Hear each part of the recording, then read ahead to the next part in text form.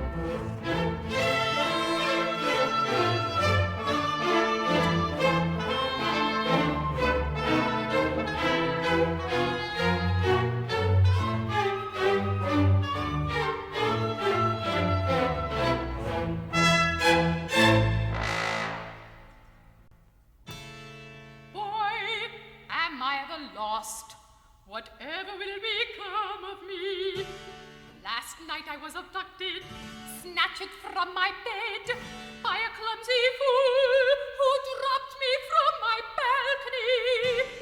He thought he had a grip on me, and thus did I escape impending rape. For when he gaped, I made my getaway. Unfortunately, it was much too dark for me to see the features of his face. Oh, my disgrace, though it is day, I still must say I'm in the dark concerning his identity. Besides, he wore a mask. But hark! Someone is approaching. I'll just hide behind this, whatchamacallit.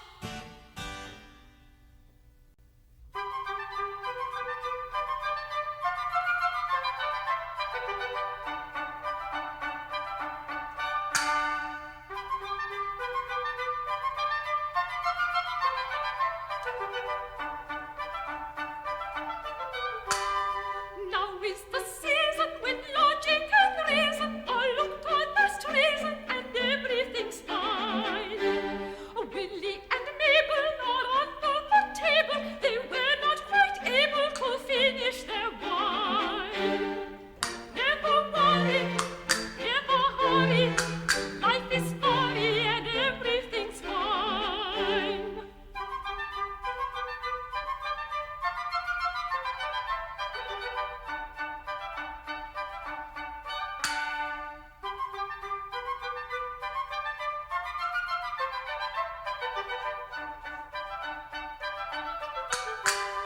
If you're a male and you're hearty and clear, and you'll buy me some ale and you're reasonably clean, you've no idea how much Carmen Ghia is dying to see.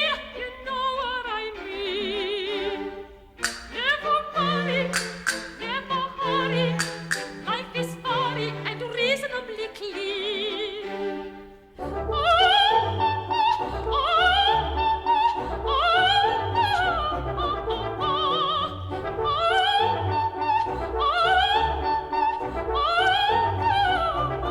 Open wide, please.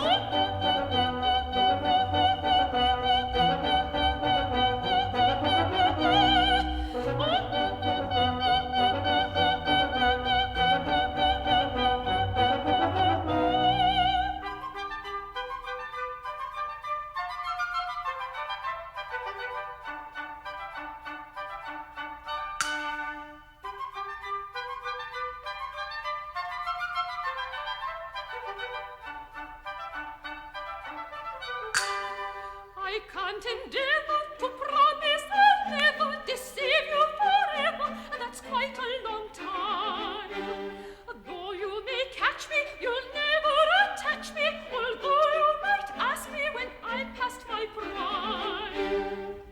Never worry, never hurry, life gets funnier all of the time.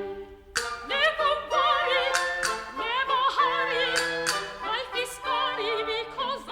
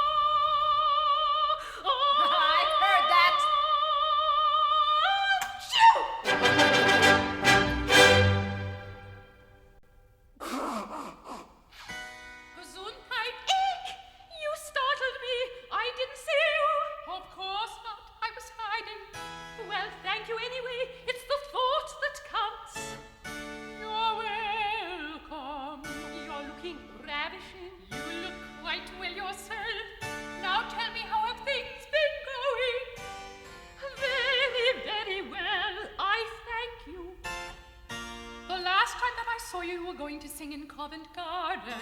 Ah, yes. And next month I do Susanna in Fort Worth. Susanna in Fort Worth? Why, who wrote that? No, I mean the Mozart. Ah, yes, the Mozart. Now, how about yourself? What have you been doing to keep the wolves from your door? Oh, I've been very busy. I've been fighting off the offers. Yes, I'll bet you have.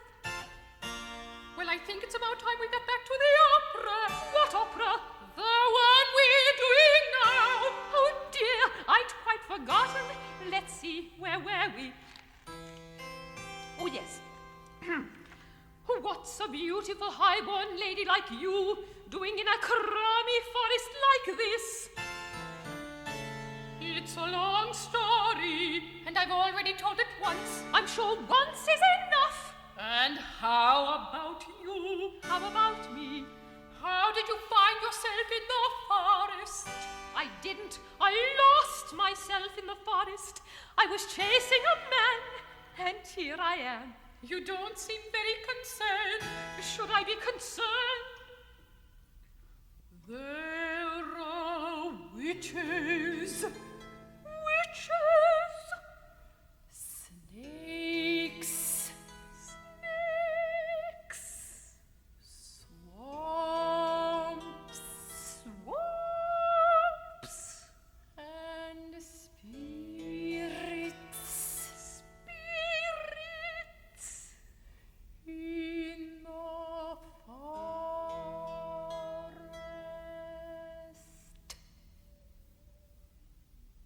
I'm concerned.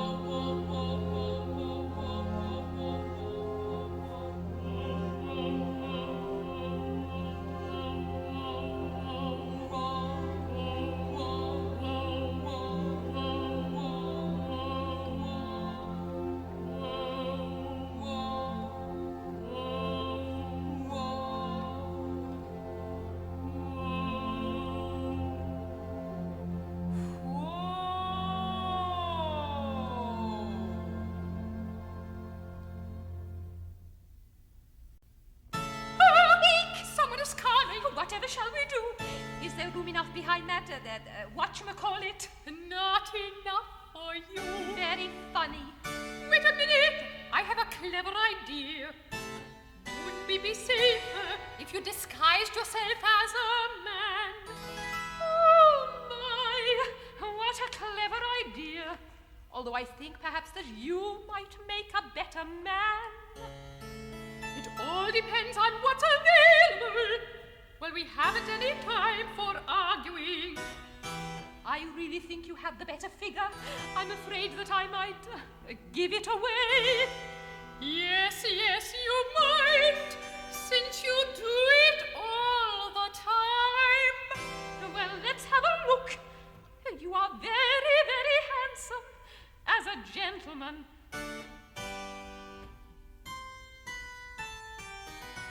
Now put your head on my lap and pretend that you are sleeping.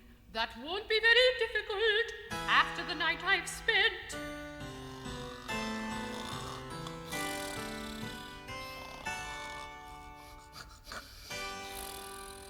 I said pretend. Oh, well, what she doesn't know won't hurt her.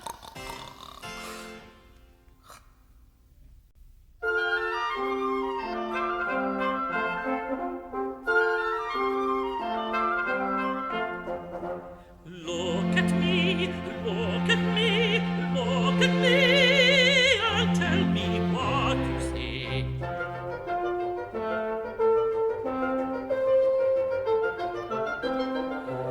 Look at me, look at me, look at me, and tell me what you see. You see a man forlorn, all weak and pale. For no matter how I try, I always fail. If you could only see me just as I see me, I'd like to be a man who makes the ladies faint. I'd like to be a man whom people call a saint. If I could just succeed in doing one fine deed, I'd like to be a man who's hunted Arctic whales. I'd like to be a man who's broken out of jails. I'd like to be the man who finds the Holy Grail.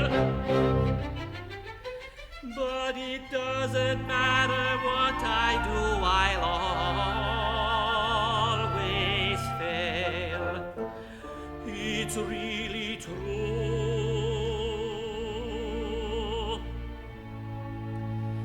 that singing octaves is the only thing that I can do. Well, now you've heard my tale, I guess I'll go and find me something new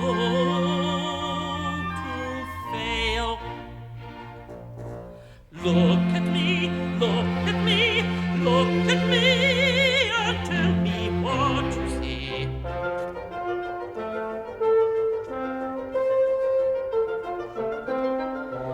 Look at me, look at me, look at me, and tell me what you see. You see a man forlorn, all weak and pale.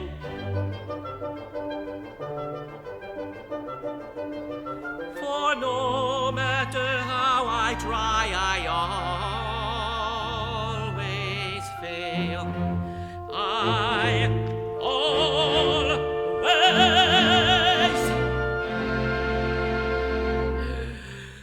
fail.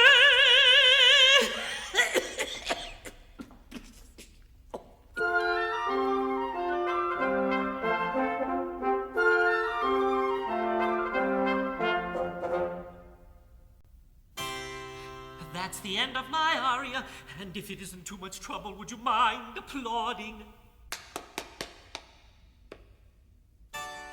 Thank you. Oh, I hope I didn't disturb your gentleman companion. Oh, no, I'm sure you didn't. He sleeps very soundly.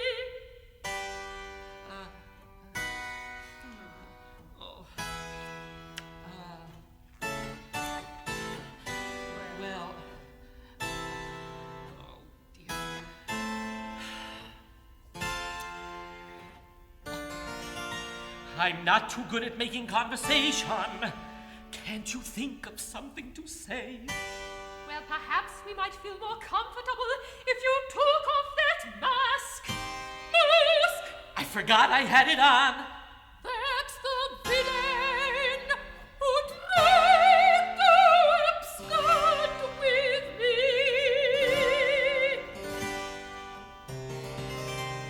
Now, please don't get excited. I'm sure there's been some terrible misunderstanding. Although it's quite true that I had a little misadventure last night. It involved a fair young damsel, and not a handsome gentleman like yourself. I assure you. I am no gentleman. If you say so. Donna Ribalda, my sister. Don Octave, my brother. You clod! Don't you know your own house? I was a little drunk at the time. Well, were you too drunk to realize that you dropped me from the balcony? Remember how you used to call me Butterfingers? I should give you a good spanking. No! Don't you lay a hand on him. I'll see to that myself.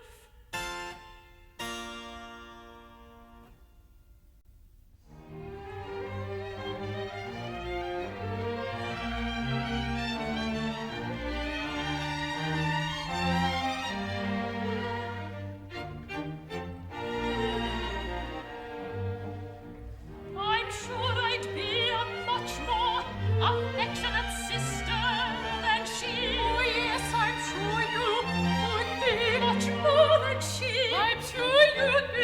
On that we both agree.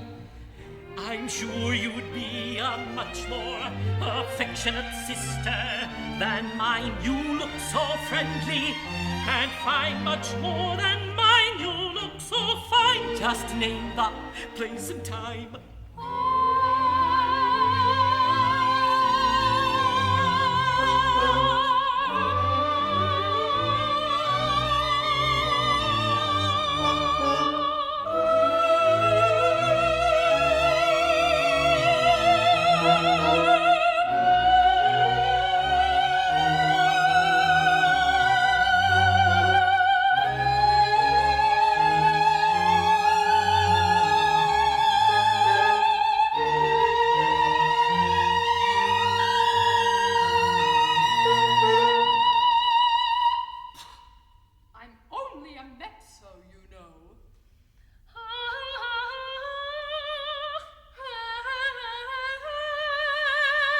Don Octave, have you got a stopwatch?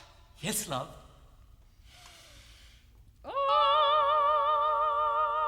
And so we leave Donna Ribalda and Carmen Ghia with their horns locked in an awesome contest of air power as we take this opportunity in lieu of an intermission to present one of our traditional intermission features, Opera Whiz, conducted this afternoon by the man who is responsible, if that is the correct word, for dredging up the stoned guest.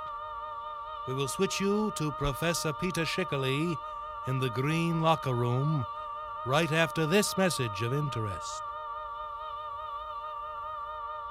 Please turn the record over.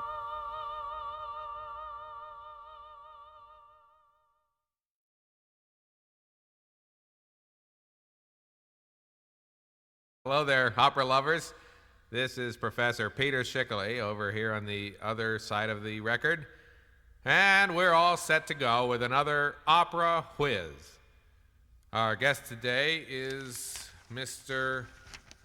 Paul Henry Lung, who is widely recognized as perhaps the leading authority in the country, if not the entire world, when it comes to matters operatic. Tell me, Mr. Lung, do you live in Hamburg or Milan or one of the other centers of opera? Hey, nah, I live in Brooklyn. Brooklyn. Do you teach at a university there? I'm a cabbie. A cabbie? Yeah, I drive a cab, you know, a taxi. All right, everybody, I think it's time to find out just how much of a whiz this man is. Our first question was sent in to us by Mrs. Tessie Tura of Menango, and here it is. One of the characters in The Stoned Guest is called Carmen. Carmen Ghia is, of course, her full name. Now, can you think of another opera which has a character in it by the name of Carmen? You have 5 minutes, Mr. Lung, in which to come up with the right answer. Well, obviously, there's the opera by Bizet called Carmen, composed in 1875. That's absolutely correct, Mr. Lung. I must say it didn't take you long to Then there's Pallavicini's Daphnis and Carmen, produced in Dresden in 1685. And then the Raga Rock opera Instant Carmen by Lennon Cavallo. And actually, I think that one of the singers in the chorus at the first production of Don Giovanni in Mr. Long. 1787 was a girl named Carmen Veranda. But of course, Mr. Long, that isn't the name of the character. That was the girl's I think real that's name. more than I enough. suppose that doesn't really count. I think that's more than enough, Mr. Lung. The Bizet opera was what Mrs. Tura had in mind. So let's get on to our next question here, sent in by Miss Belle Canto of Zap, and she wants to know if, in addition to The Stoned Guest, you can think of another 18th century German opera in which a dog plays an important active role. Well, let's see. Take your time. You have 5 minutes. Well, there's a French opera of that period, Fido and Aeneas by Offenbach, that has the famous Wolfenpoof song, but... I'm afraid it has to be German. 18th century? Well, there aren't any German operas in that century that have a real acting part for a dog. Are you sure you don't want to take a little longer to think it over? I don't have to, because I'm telling you there aren't any. Well, I hate to disagree with you, Mr. Lung, but Miss Canto has come up with one. Anton Zuckerwerk's 1793 opera, Collard is Bowser, in which one of the major roles is played by a dog. In fact, the title role... That is not a dog in that opera. It's a wolf. Now, let's not be a sore loser, Mr. Lung. Miss Canto lists the entire cast of the opera, and there is no mention of a wolf, whereas there is a prominent, not to say pivotal, part for the dog. Wait a minute. What's her source? The Encyclopedia Operatica, which I have right here beside What me. edition is it? Why, it's the 1947 edition. The 1947 edition. That edition's got more errors in it than an early Mets game. Look, I got the 1969 edition right here, and I think if you look it up, you'll find that Bowser was a wolf who was befriended by the Countess when it was a cub and brought up as a dog. But the Countess's secret lover, Sir Sheepshape, he certainly never forgot what Bowser really was, and besides, Anton Zuckerwerk was born in Czechoslovakia, so he wasn't really a German anyway. Well, I'll let that pass. But the business of saying that Bowser was a dog is ridiculous. Now, Mr. Lung, I'm going to have to insist on accepting the agreed-upon authority for settling these matters, which is the 1947... Listen, I don't have to sit here and take this bull... Now, Lung, please, we're on the air. You're as bad as the guys who get in a cab and tell me how to get to where they're going. I don't need that stuff. Listen, if you want to get the 63rd and Lex in one piece, Mr. Lung, you I either think- let me do the driving, or you get yourself another cab. I think we better move on here to I'm the going next... down 7th Avenue. I'm No. going to Penn Station. A guy flags me, and he says he wants to go to We're Grand running Central. out of time here, Mr. Lung. If and he I think wants that, to go to Grand it's- Central, let him go on 6th Avenue. Eddie, let him let's stand on 42nd switch it Street. back to But he Mr. sees me Host, going huh? downtown. Let's don't go back take upstairs me in an opposite direction. to the opera, huh? And here we are, back in the gymnasium proper, ready for the dramatic denouement of P.D.Q. Bach's diminutive magnum opus, The Stoned Guest. This is your host, Milton, host again, and the action will continue here this afternoon as Don Octave, his sister Donna Ribalda, and his increasingly affectionate acquaintance, Carmen Ghia, bemoan the fact that they are lost in a strange forest with little chance of rescue. Just when things seem darkest, however, who should arrive on the scene but a large dog? He is, of course, the traditional Saint Bernard with the traditional casque around his traditional neck, and his appearance causes general rejoicing until it is discovered that the brandy cask has already been relieved of its contents. Don Octave's anguished cry, "Now who could have emptied it?" is startlingly answered by a crash of thunder and lightning, which accompanies the entrance of Il Commendatore. As the new arrival staggers about the stage, an intimate conversation between Don Octave and Carmen Ghia reveals the true identity of the inebriated knight. But just at that moment, Donna Ribalda, no longer able to contain her hatred for her brother's new amour, flings herself upon Carmen Ghia and strangles the unfortunate wench. Seeing the lifeless form of his newfound love lying before him, Don Octave draws a dagger and moves menacingly toward his sister as he sings, "For the first time in my life, I'm going to do something right." His attempt at revenge, however, is thwarted when Donna Ribalda steps aside at the last moment, causing our hero to plunge the fickle blade into his own hapless heart. As he lies on the ground, ignominiously dying, Il Commendatoriador suddenly draws a pistol and fires it at an extremely surprised Donna Ribalda, who nevertheless falls over and dies. Finally, surveying the carnage around him, the stoned guest collapses in a drunken stupor and expires. P.D.Q. Bach originally intended to end his opera at this point, but the manager of the Wein am Rhein Volkstheater, Rudolfo Bingo, persuaded the composer that the gay, fun-loving audiences of that town would never accept such an unhappy ending. And so, without any explanation whatsoever, the entire cast suddenly comes to life and sings the gay, fun-loving finale, thereby providing a happy ending for this otherwise miserable opera. Now, let's return to the stage where both our primas donnas are becoming quite red in the face, so it shouldn't be long before we can get on with the plot.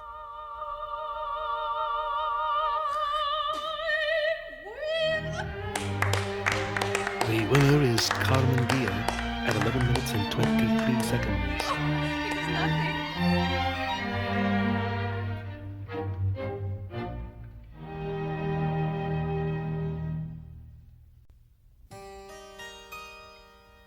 I hate to interrupt the festivities, but you seem to be forgetting that we're still very lost.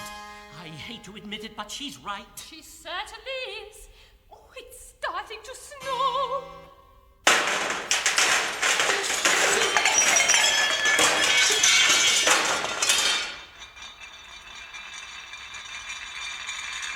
And if something doesn't happen soon, we will probably freeze to death. It's starting to blow.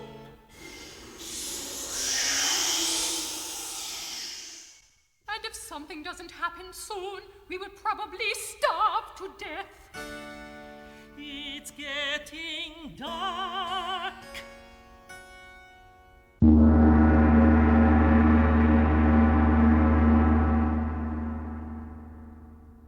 And if something doesn't happen soon, we will probably be bored to death.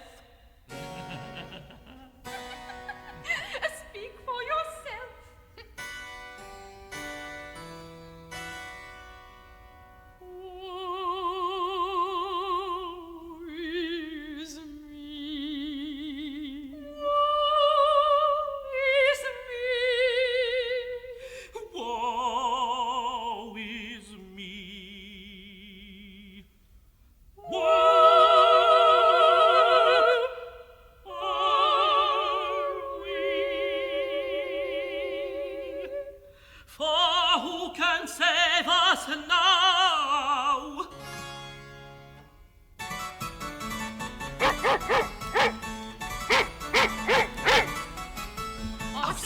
Our Savior, our Savior. Oh, we were lost, but now we're found by man's best friend, the noble hound. Our Savior, our Savior, our Savior. He brings us cheer, he brings us grog. He's man's best friend, the noble dog.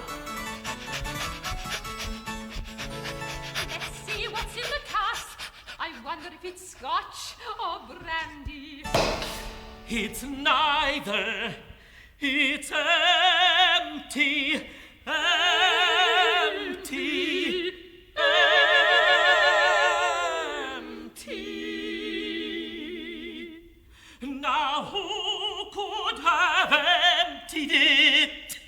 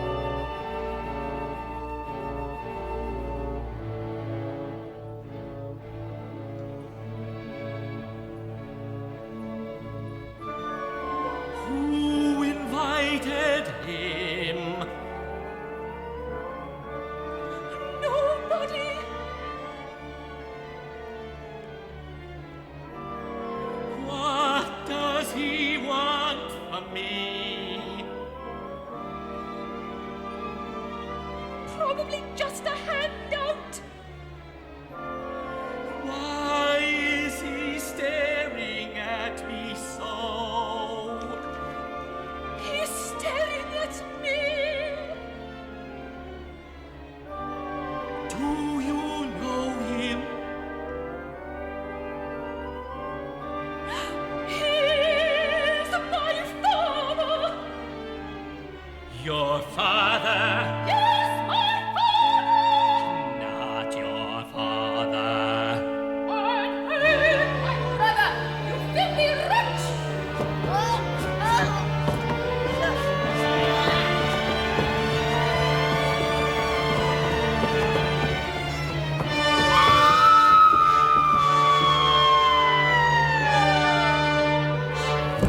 Oh my goodness!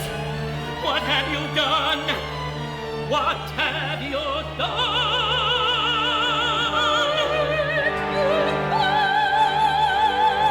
Only too well. For the first time in my life, I'm going to do something right.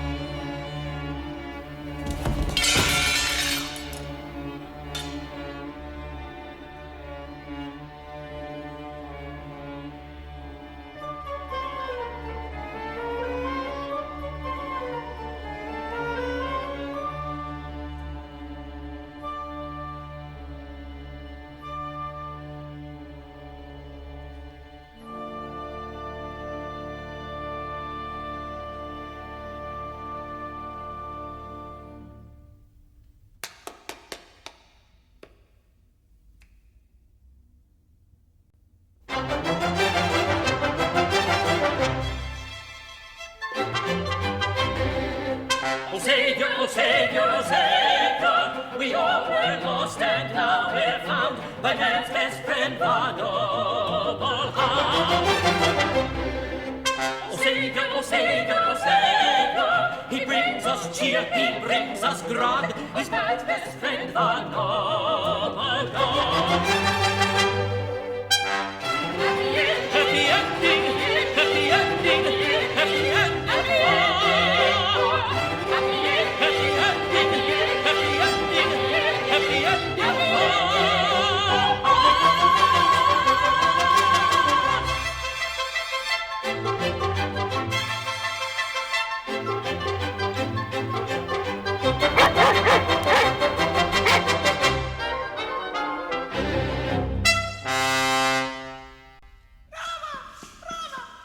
And so the final curtain falls on the stoned guest, and the janitor has started spreading sweeping compound on the court. We still have a little while before the basketball game starts, however, so let's hear a recording of 2 P.D.Q. Bach madrigals as performed by the amateur Musica Antiqua. The first one, "The Queen to Me a Royal Pain Doth Give," is taken from a measly collection entitled The Triumphs of Thusnelda, as is the second one, "My Bonny Lass, She Smelleth."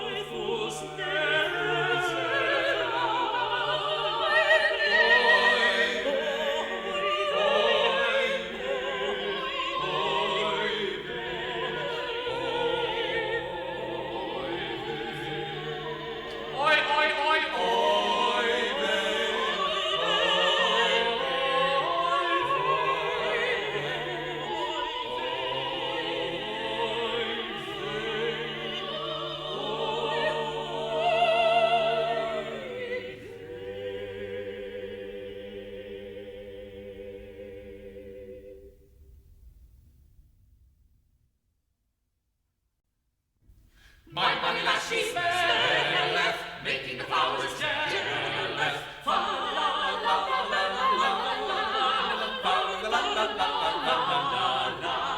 My bonny lass, she smelleth, ye all that she doth say is fa la la la la la la. My bonny lass, she looketh like a jewel and soundeth like a mule. My bonny lass, she walketh like a doe and talketh like a crow.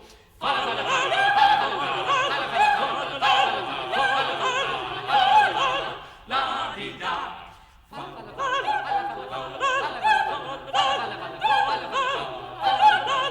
La-dee-da. My bonny lass liketh to dance a lot. Liketh to dance a lot. She's Guinevere and I'm Sir Lancelot. And I'm Sir Lancelot. Fa la la la la la la la la.